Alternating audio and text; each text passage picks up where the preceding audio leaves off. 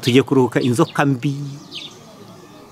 Mu kagari ka Ninda mu murenge wa Nyange ho mu karere ka Musanze niho hubatswe umuyoboro w'amazi utuma abatuye muri aka gace bagerwaho n'amazi meza bagaca ukubiri no gukoresha amazi yatembaga mu myuzi. Aya mazi twe tuyanyotewe gute ariko ruhurura yari tuzambiye, hari tuzambiwe na ruhurura.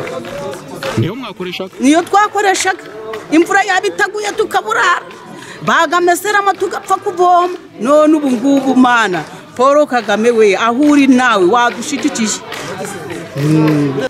Urabona ko ari amazi meza, kandi tugashima guverinoma y'ubumwe iduhaye amazi.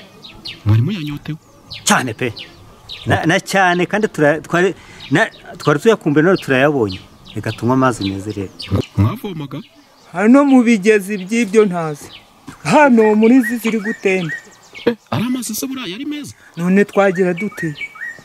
Ntimwakoze kuduha amazi, tugiye kuyacikaho dukoresha amazi meza mu buzima bugende neza. Uyu muyoboro w'amazi ungana n'ibirometero 6 ukaba ugizwe n'amavomo 5 n'amazi abatuye muri aka kagari ka Ninda bubakiwe n'umuryango Sakor. Nsengiyumva Pierre Celestin umuyobozi w'uyu muryango kimwe n'umuyobozi w'akarere ka Musanze wungirije ushinzwe iterambere ry'ubukungu wa Nyirigira Clarisse bose bahuriza hamwe ku gusaba abaturage kubungabunga iki gikorwa remezo cy'amazi. Hano hirya ndibuka tuza kwasura rwose, turizera ko amazi isoko y'ubuzima, turizera ko n'ubuzima bwanyu bugiye kugerwa neza, azababere inkingi y'iterambere n'ubuzima bwiza. Byaba bibabaje nyuma y'ukwezi tukumva ngo hari umuntu wangije itiro, nyuma y'amezi 5 tukumva ngo hari umuntu wangije iri vomo. Ntabwo dushaka kubyumva, turashaka kuko tujya tubivuga ngo buri wese abijisho rya mugenzi we. Nubona mugenzi wawe agiye kwangiriza, hari icyo agiye kwangiriza, izatanga amakuru. Ariko ikiza ntabwo ari gutanga amakuru, mubuze ubwira ibyo bintu ntabwo ari byo.